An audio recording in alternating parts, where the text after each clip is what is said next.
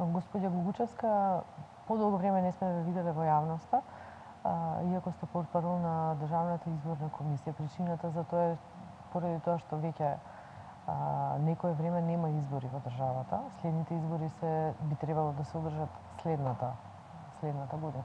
Што работи Државната изборна комисија кога нема избори? Тоа е често прашање кое што го добиваме сите кои работиме во Државната изборна комисија. Така е, нашата работа е највидлива во изборниот период, меѓутоа како професионален орган ДИК постои за да го следи пристапот на изборен циклус. Тоа значи за останатите чинители во изборите, изборите имаат почеток и крај, траат одреден временски период, меѓутоа за нас никогаш не завршуваат, односно оние стратешки и развојни активности кои што треба да се случат, активности за реформи во организирањето и спроведувањето на изборите се случуваат токму во овој временски период кога нема избори. Па така ние сме доста активни, иако не гледате толку во јавноста. Во текот на изминатата година имавме многу активности кои што се однесуваат на исполнување на стратешките цели и визијата на ДИК за она како треба да изгледа еден професионален изборен орган во иднина. Една од главните активности со кои што се занимававме беа подготвителните активности за формирање на Центар за обуки за избори. Ова е активност која што ја спроведуваме со поддршка на Меѓународната фондација за изборни системи ИФЕС, со проект финансиран од Швајцарската агенција за развој и соработка. Во текот на минатата година беше спроведена студија за изводливост за формирање на таков центар за обуки. Самата студија беше спроведена од страна на стручен тим, мешан, национален и странски. Во текот на студијата беа интервјуирани представници од повеќе чинители во изборите, внатрешни, односно изборните органи, ДИК, општинските изборни комисии, избирачките одбори, сертифицираните обучувачи на ДИК, како и надворешни представници на политичките партии, на граѓанските здруженија, на медиумите, на академската заедница, студентите и така натаму. Она што од тие интервјуа и од анкетите кои потоа беа спроведени се доби како фидбек, беше недвојбено изразениот став на сите дека постои потреба од формирање на таков центар за обуки за избори, кој што би пружал обуки на сите чинители во изборите континуирано, особено во периодот помеѓу избори, со оглед дека сите чинители се најзафатени во периодот кога се спроведуваат изборите, па немаат ниту време да следат таков тип на обуки. Покрај потребите за обуки, сите изразија и потреби од истражувања кои би ги вршела Државната изборна комисија за потреби на јавноста, истражувања кои што би вклучиле компаративни погледи на различни аспекти од изборниот процес, например гласање во странство, како се одвива некаде, како кај нас, употреба на изборна технологија и така натаму, значи на различни полиња би се однесувале овие истражувања. И така, со овие наоди од ова студија за изводливост, понатаму беше изработен патоказ за формирање на Центар за обуки. Прв чекор од овој патоказ е формирањето на работна група, тој е веќе реализиран, во декември минатата година беше формирана работната група и таа веќе се состанува еднаш неделно. Има изготвено план на активности за 2023 година. Очекуваме до пролетта 2024, односно до март, патоказот ни е направен така, ни е креиран за да до март 2024 година биде отворен овој Центар за обуки. Во јавноста веќе е отворена дебата за одржување на предвремени парламентарни избори. Опозицијата бара одржување на вакви избори, додека водачките партии се уште на ставот дека изборите, парламентарните избори треба да се случат во 2024 година, кога всушност треба да се одржат и претседателските избори. Дали Државната изборна комисија е подготвена да спроведе избори кога и да се одржат тие, кога и да треба да се одржат тие? Апсолутно да. Државната изборна комисија постои како професионално тело со своја стручна служба и работи постојано. Како што кажав и претходно, особено интензивна ни е работата помеѓу изборите и се подготвуваме за да успешно спроведеме избори кога и тие да бидат распишани. Самиот изборен процес е успешно организиран и спроведен само доколку подготвителните действија биле успешно спроведени и завршени. Ние за избори постојано се подготвуваме, така што сите надлежности на Државната изборна комисија апсолутно е подготвена да ги изврши во секој момент кога би биле распишани избори.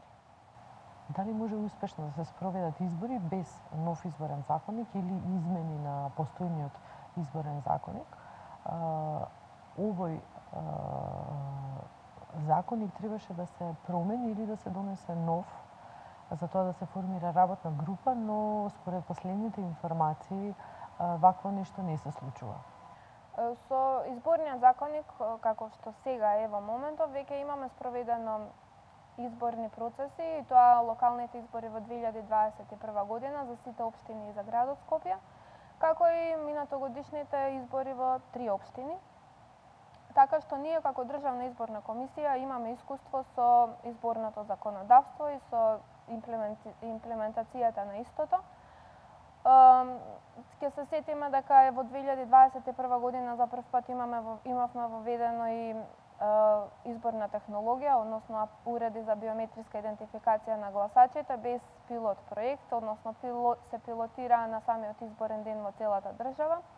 И тоа беше своевиден предизвик, меѓутоа Државната изборна комисија успеа, заедно со останатите вклучени во процесот, повторно успешно да ги организира и спроведе изборите, што е нотирано и во извештаите од меѓународните наблюдувачки мисии, овде мислам пред се на мисијата на ОДИХР.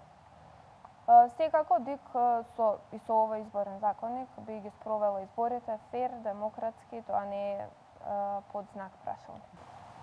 Колку време е потребно на Државната изборна комисија да се адаптира на промена на изборната легислатива или на донесување на нов изборен законник? Меѓународните стандарди, односно Венецијанската комисија дава свои препораки дека 6 месеци пред организирање на избори, односно најмалку 6 месеци, не треба да има промени во изборното законодавство. Секако промените кои што се случуваат во пократок рок пред изборите или за време на изборниот процес, како што имавме случај во 2021 година, носат со себе одредени предизвици при организирањето и спроведувањето на изборите, бидејќи некои работи се случуваат за прв пат, имаме помалку временски период да се подготвиме и ние, а и останатите чинители на кои што се однесуваат измените, бидејќи Државната изборна комисија организира и спроведува избори, меѓутоа за измените во изборното законодавство треба да бидат информирани и сите останати.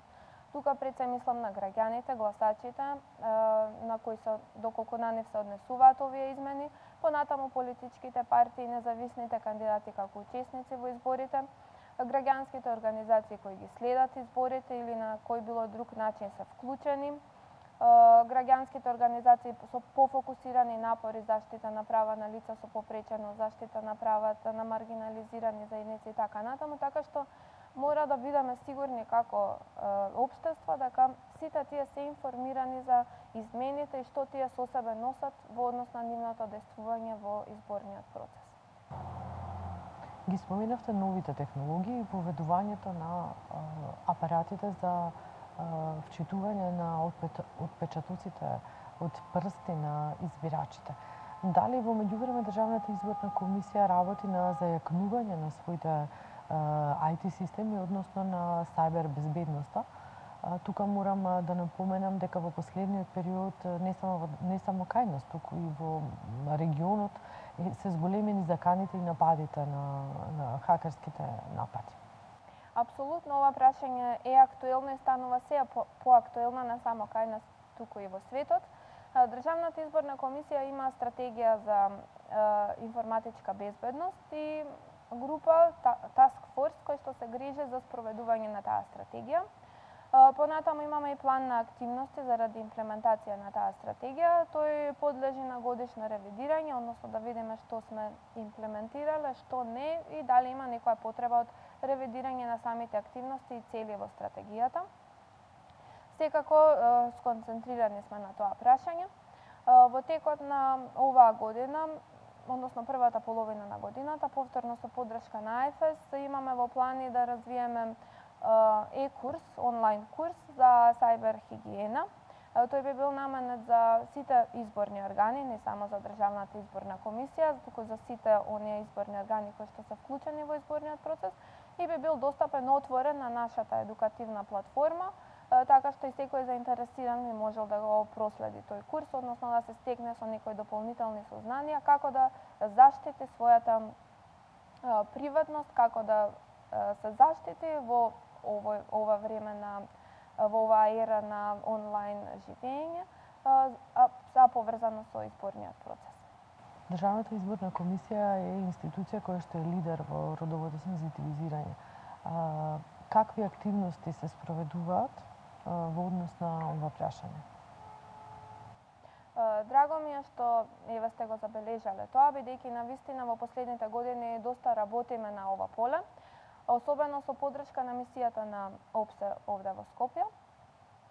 Дел од нашата тригодишен стратешки план, стратешка определување и родово сензитивизирање, не само на Државната изборна комисија, туку и на останатите чинители кои што се поврзани со нас, односно на кои можеме ние да влијаеме. И сега сето тоа се прави чекор по чекор. Најпрво Државната изборна комисија усвои родов акцијски план, кој што во себе има ред активности кои што ДИК треба да ги спроведе заклучно со 2024 година, за да достигнеме некое посакувано ниво, да речеме, во родовото сензитивизирање. Серија обуки досега се направени, насочени кон стручната служба на Државната изборна комисија и е достигнато едно, би рекла, повисоко ниво во нашите знаења и вештини во однос на родовите аспекти. Минатата година Државната изборна комисија усвои процедура за заштита и превенција од сексуално вознемирување. Оваа процедура се однесува на сите вработени во Државната изборна комисија и би рекла дека сме пионери во однос на усвојувањето на една таква процедура која што нуди сигурност, чувство на сигурност на сите вработени во ДИК. Минатата година председателот на Државната изборна комисија присуствуваше на годишна конференција организирана од ОДИХР во Виена, каде што беше поканет токму поради забележаниот напредок и од нивна страна наш во однос на овие прашања. Ги презентираше досегашните достигнувања на ДИК во овој аспект. Секако во иднина планираме да направиме уште повеќе. Има наоди во самиот извештај на ОДИХР од локалните избори 2021 година кои се однесуваат на родовите аспекти и планираме и во иднина да се фокусираме повеќе на нив. За оваа година испланирани ни се повторно обуки за родово сензитивизирање, насочени кон сертифицираните обучувачи на ДИК и понатаму и кон ќе би почнале со претседателите на општинските изборни комисии како дел од изборната администрација и развивање исто така на онлайн курсеви, бидејќи еве сме во оваа ера на технологија, онлайн курсеви за родово сензитивизирање поврзани со изборите. Тоа е еден дел од активностите кои што ќе ги спроведеме во оваа година поврзани со оваа тема. Во предизборијата избирачкиот список е една од темите која што доминира во медиумите и во јавноста. Практично станува збор за прочистувањето на избирачкиот список. Секогаш е тема број 1. Дали граѓаните, односно избирачите со право на глас, можат и сега да си ги проверат своите податоци во избирачкиот список? Така, избирачкиот список постојано е тема, една од главните теми и главните функции на Државната изборна комисија. Апсолутно да, одговорот е на вашето прашање. Во секое време гласачите можат да проверат дали се запишани во избирачкиот список. Избирачкиот список редовно се ажурира без оглед дали има избори или не. Има 4 пати годишно се прави редовно ажурирање и тие пресеци од ажурирањето се објавуваат на нашата интернет страница, односно на страницата избирачкисписок.gov.mk. Сите граѓани можат да се проверат дали се запишани во избирачкиот список и со кои податоци се запишани. И тоа е многу битно. дали се со нивните актуелни податоци, адресни, презиме и така натаму, бидејќи често се случува промена на тие податоци, меѓутоа и да не е таа промена рефлектирана во самите изводи од избирачкиот список на денот на гласање, па тука имаме малку предизвик околу користењето на гласачкото право на тие гласачи. Токму поради тоа, секој пат е достапен нашиот избирачки список на интернет страницата на ДИК и секој заинтересиран може да се провери во секое време. Доколку забележат одредени неправилности или неправилно внесени податоци, погрешни податоци, каде би можеле да се обратат со барање да се променат? Ние имаме подрачни оделенија низ државата, подрачни оделенија и канцеларии, така што зависно од општината во која што живее гласач, кој што увидел дека податоците не се точни, односно не се неговите актуелни податоци, може со својот личен документ, важечки, секако каде што му се запишани точните податоци, да поднесе барање за промена на податоци во соодветното подрачно оделение или канцеларија на Државната изборна комисија и така неговите податоци ќе бидат ажурирани во списокот. Господјо Гугучевска, повеќе години сте портпаролка на Државната изборна комисија. Оваа работа ја работевте заедно со вашиот колега кој што веќе не е дел од Државната изборна комисија. Како и да се биде портпарол на Државната изборна комисија, вие ја представувате оваа институција во јавноста. Особено сте популарни, ако можам да кажем, особено во име во јавноста во периодот пред изборите и за време на изборите. Сте се соочиле ли со одредени непријатни ситуации и што е најубавиот дел од оваа работа? Многу фактори се вклучени во одговорот на ова прашање. Пред се во Државната изборна комисија јас работам од 2009 година. Меѓутоа, постојано сум ангажирана во секторот за едукација и обуки на Државната изборна комисија. Улогата на портпарол покрај ова другото ми беше доделена во 2015 година. Значи, веќе скоро 8 години сум во улога и на лицето на ДИК во јавноста.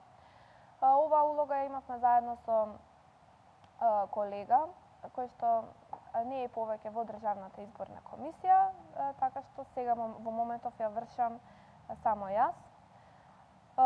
Како е? Навистина пред се е голем предизвик, бидејќи улогата на портпарол захтева од секој кој што ја врши таа улога да биде постојано подготвен за да одговори на секое прашање кое што може да биде актуелно во јавноста. Секако професионален однос, спремност да се одговори, спремност да се побара одговор доколку во моментов се нема, така што бара навистина голема концентрација и посветеност оваа работа. Мене лично многу ми помага искуството кое што го има во Државната изборна комисија, веќе 14 години, така што тоа искуство самото и вклученоста во голем дел од процесите кои што ги води ДИК ми ја олеснува доста работата. Како жена би рекла која што е изложена на јавноста преку сите медиуми, било да е тоа телевизија, социјални медиуми и така натаму, би рекла дека имам забележано дека е доста потешко да се биде жена во улога на портпарол отколку да се биде маж во улога на портпарол. Зошто си давам за право да го кажам тоа? Бидејќи доста често ќе почнам со непријатните моменти за кои што ме прашавте, сум се нашла во ситуација да прочитам коментари за себе на социјалните мрежи кои што се однесуваат на изгледот, фризурата, тонот на гласот, тоа како сум облечена, очилата и така натаму. Значи, коментари кои што не се однесуваат на моето професионално известување за работата на ДИК, туку се однесуваат на изгледот мој како личност, како жена, додека истото го немам забележано за колегата со кој што работевме заедно. Многу ретко има негативни, непристојни коментари за мажите кои што се во улога на портпароли, односно доколку некој зборува за нивниот изглед, почесто ги фали отколку што ги критикува. Во однос на останатите аспекти, Да, тешко е да се одржи балансот помеѓу професионалниот и приватниот живот. Меѓутоа, покрај што за тоа се трудам лично, за тоа се труди и Државната изборна комисија. Зборувавме претходно за родовото сензитивизирање, значи еден од аспектите на кои што ќе работиме токму и тој, обезбедување на баланс за сите вработени, не само за жените, туку и за мажите, помеѓу приватниот и професионалниот живот, бидејќи во предизборниот период нашето работно време е доста предвидливо, меѓутоа во изборниот период кој што трае со месеци е многу непредвидливо и навистина тешко е да се одржи тој баланс доколку се нема поддршка од самата институција каде што работиш. Така што и ДИК има доста разбирање за сите нас и токму поради препознавањето на таа потреба работиме и на оваа тема обезбедување на баланс помеѓу работата и приватниот живот.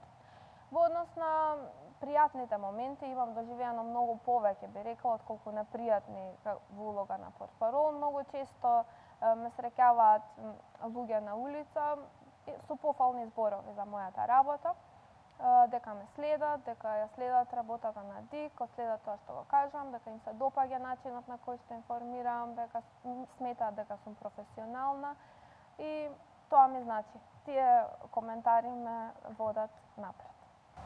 Господјо Губучевска, ви благодарам за интервјуто.